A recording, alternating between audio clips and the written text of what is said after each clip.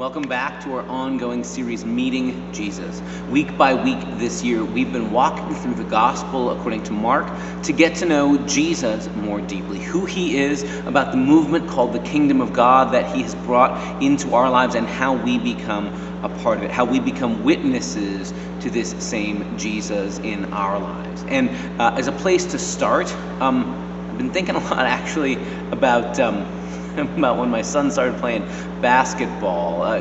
My son is in elementary school now, and when he first started playing for like a local recreational league, it's sort of just drawing straws who ends up on what team together, and his team was not great.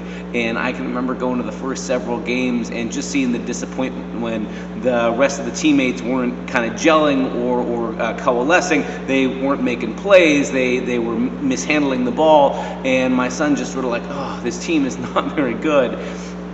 And while I shared his disappointment, there was also a part of me that was really, really glad that for his first experience being on a team to play this particular sport, that he was on a team that wasn't very good, or at least started out not very good, because I wanted to make sure he had the experience to know how to lose well. And they did. They lost a lot, which meant that early on they had to learn, each of those players had to learn, sometimes you could be doing your absolute best and you still don't have enough points to beat the other team. And you learn not to be sore losers about it. You learn that when the other team scores more points and everything's been fair, you just got to accept they played a good game, you did your best, but they did better, and you move on, you try and do better. You can work on other skills over time, but the ability to lose well is one of those things that serves you long, long, long after you're done playing sports in life.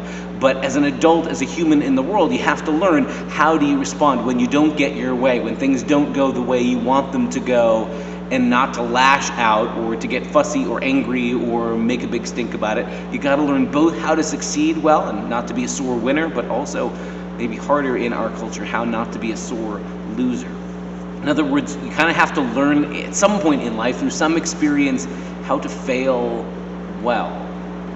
And I think about that especially because as we get to the 6th chapter of Mark's gospel, it's almost like Jesus is now giving a master class to his disciples exactly about that, how to fail well. Or maybe to say that because of how the reign of God, the kingdom of God works, because of who God is, God's presence can both share something about God when it is received and welcomed, but also there's something that you can communicate about God even in those moments when you reject. You show something about the character of God in the way you face rejection, in the way you bear it, whether you are a good loser or a bad loser, whether you end up making a big stink about things and getting mean and nasty, or whether you can graciously say, I did what I could do, and then walk away when you've done all that was possible.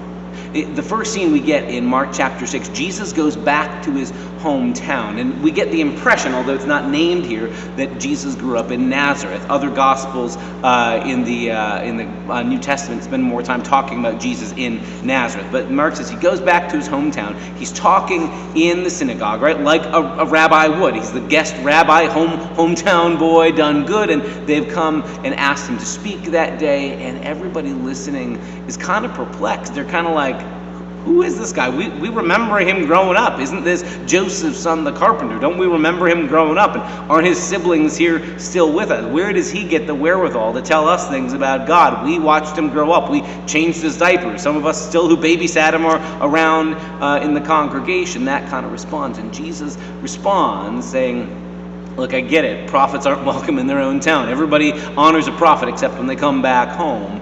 And then more to the point, Mark says that the people there in his hometown wouldn't believe in him, wouldn't trust in him, and he couldn't do any healings or works of power because they wouldn't believe in him. Except, Mark says, he healed a few people and cast out a few demons. In other words, even when Jesus' power is at its most limited and constrained, life still breaks out around him. That's worth noting too, I guess. But it's significant to me that Jesus models what it's like to be rejected, right? This is the same message he's brought everywhere he goes. We've seen already through Mark's gospel, Jesus going from town to town, and in some places, people are so excited to hear him. They feel like finally someone is speaking with authority. Somebody is actually bringing and making God's news clear to me, and I can understand it. I see it with power. But here in his hometown, same message, same Jesus, and met with rejection. But Jesus' response is significant. That instead of crossing his arms and going, well, that's it, you guys are going to hell, or calling down fire and brimstone from the sky, or zapping them all with divine lightning, Jesus simply walks away. Okay. And why this is particularly important is because the next scene we get is Jesus sending out his disciples. They're going to go 2 by 2 into the wider community, into towns, and they're going to do what Jesus has done. Bring the same message, the same news. The reign of God has come near. They're going to cure people of illnesses. They're going to speak the word. They're going to cast out evil spirits. In other words, they're now going to be doing what Jesus had done. Now we're at the moment where Jesus begins to turn this from people watching him to people participating in his work, and he's preparing them that they also will sometimes meet rejection. Sometimes people will exactly love what Jesus has to say or his disciples have to say. They will welcome him. Great. That's relatively easy to deal with. But also, what do you do when somebody doesn't welcome you? What do you do when you aren't well received? Well, in some ways, Jesus models. What we do is we still give to people a glimpse of what the reign of God is like, what the kingdom of God is like. And the kingdom of God doesn't get mean and huffy when it meets with resistance. The kingdom of God has vulnerable love. God's ways aren't coercive. When people reject, God doesn't force us, but okay, fine, you reject it. I'll walk away, I'll move to the next place. The vulnerability isn't a flaw, it's a feature. It's not a downside when Jesus' disciples walk away because they get rejected. That's exactly what the reign of God is like, because God's presence in the world, God's kingdom, God's way of ruling is not this dictatorial, tyrannical, you will do what I say. But when God meets with rejection, God is willing to move on and risk being rejected by us. That's an important piece. The message of the kingdom, the way God reigns, the way God rules, is not sort of this coercive, dominating, you must do what I say or else I'll zap you. But it's vulnerable. God's kind of love is vulnerable, risk-taking love. So Jesus models it for his disciples to do the same thing. They aren't, when they meet up with resistance, meant to go gather a posse together, get some weapons, and then take over the town. Okay, you've rejected us, we'll move on to the next place. And then, sort of doubling down on lessons in failure, Mark gives us an interesting story as a segue. While Jesus' disciples are out going to all the towns and communities, he gives us a flashback of the story of what had happened to John the Baptist. John the Baptist, who had been arrested by the Roman puppet king Herod. John had basically called him out for the ways he had cheated to get his brother's wife, and basically John got into trouble for saying character matters in your leaders, and that's not okay or acceptable. Herod has him arrested and eventually has him put to death. And in the midst of that story, as sad and as tragic as it is, there's an intentional purpose for Mark giving us this story to say, here's how the agents of the kingdom of God respond. We can be courageous and bold and speak a clear and bold message when we're called to, but our response may be met with rejection. And that doesn't mean that we have failed. That doesn't mean that we aren't on the right course or that God isn't using us. It means sometimes the way we witness to the world is through suffering love. And that we should be prepared. If you are going to be someone who brings the message that God sends you with, if you're going to be like John, a holy troublemaker, be prepared. That will sometimes meet with rejection that comes at a price, more than just your ego. John finds himself in a jail cell and then with his head on a platter.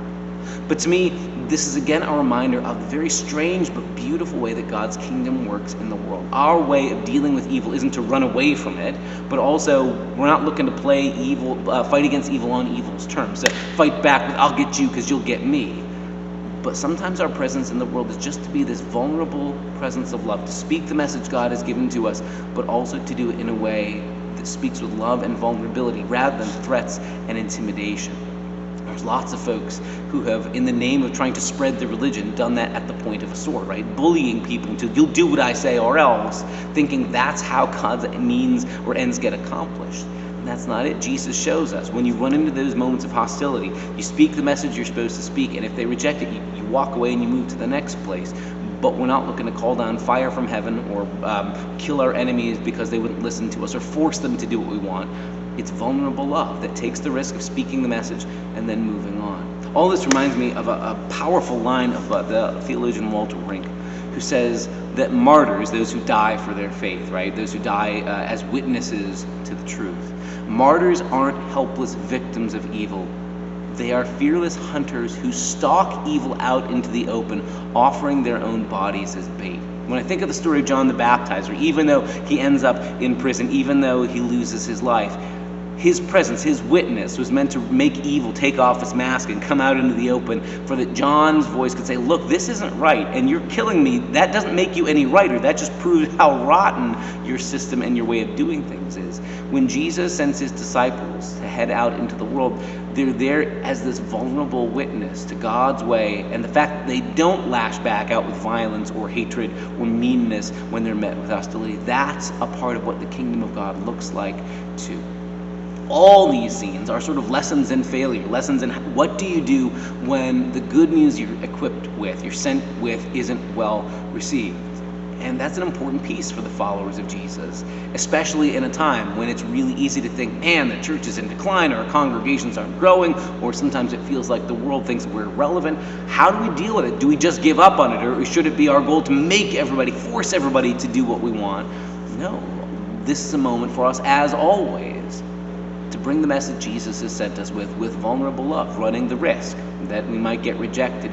But even in bearing that rejection, we point to the ways God's love comes to us. In other words, even now, we're in the shadow of the cross. There's this sense of this story is going to take Jesus to laying down his life.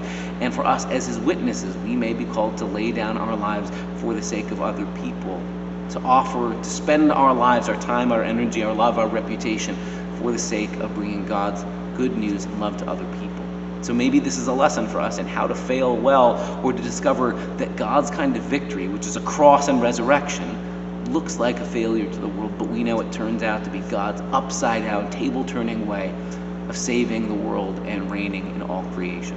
Join us for more conversation next time. You can always catch us in person 1 o'clock on Thursdays here at Community of Christ, as together we keep meeting Jesus. Thanks.